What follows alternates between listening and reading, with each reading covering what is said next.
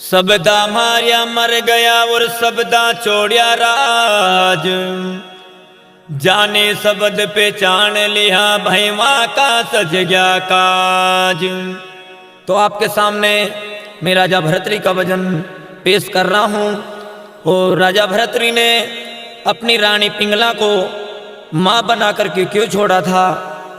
तो एक समय की बात है कि जब गुरु गोरखनाथ ने राजा भर्तृहरि को अमर फल दिया था कि राजन तुम इसको खा लेना और सदा के लिए अमर हो जाओगे, तुम कभी नहीं मरोगे, तुम सदा के लिए जवान रहोगे और तुम्हारी सुंदरता कभी खत्म नहीं होगी।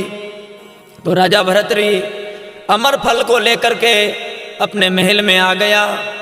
और राजा भर्तृहरि अपनी रानी पिंगला से इतना प्रेम करता था कि उसको देखने के बगैर भोजन का एक ग्रास भी नहीं खाता था।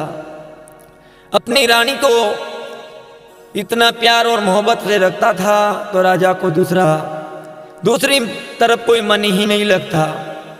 तो राजा ने अपनी रानी को आकर के अमर फल दिया कि रानी तुम इस फल को खा लेना क्योंकि ये अमर फल है और तुम सदा के लिए जवान रहोगी और सदा के लिए मरोगी नहीं।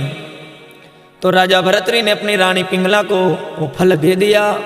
और वही रानी पिंगला अपने ही घर में काम करने वाले मंत्री के साथ प्रेम करती थी। तो वो फल रानी पिंगला ने उस मंत्री को दे दिया कि तुम इसको खा लेना, सदा के लिए अमर हो जाओगे, तुम्हें कभी बुढ़ापा नहीं आएगा। वही मंत्री जब एक वेश्या से प्यार करता था तो मंत्री ने वेश्या को फल दे दिया और वेश्या से कहा कि तुम खा लेना इसको, ये अमर फल है, कभी नहीं मरोगी, सदा सुंदर रहोगी। जैसे ही वो फल वेश्या के पास में आया और वेश्या ने विचार किया कि मैं अगर इस अमर फल को खा लूंगी और अमर भी हो जाऊंगी तो कर भी क्या सकती हूँ, क्योंकि रहूंगी तो दासी की दासी है। क्यों ना ये फल राजा के दरबार में पेश कर दूं, अगर इस फल को राजा खा ले और सदा के लिए अमर हो जाए तो हमारा राजपाट अच्छे से चलता रहेगा और सभी प्रजा सुखी रहेगी। तो सुबह हुई, दासी ने राजा भर्तृहरि की सभा में अमर फल पेश किया। तो राजा के सामने वेश्या कही कि महाराज मैं आपके लिए फल लेकर के आई हूं और ये अमर फल है। बहुत बड़ी बात है दोस्तों, ध्यान देने वाली बात है। राजा के सामने जो वेश्या ने फल रखा और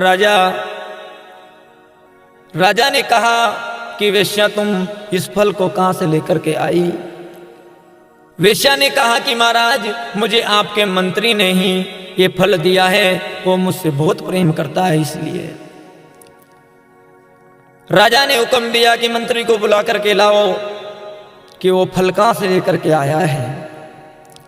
मंत्री को सभा में पेश किया और मंत्री से पूछा कि तू ये अमर फल कहां से लेकर के आया है। तो मंत्री डरता हुआ कांपता हुआ कहने लगा महाराज आपकी रानी मुझसे बहुत प्रेम करती है, उन्होंने ही मुझे अमर फल दिया।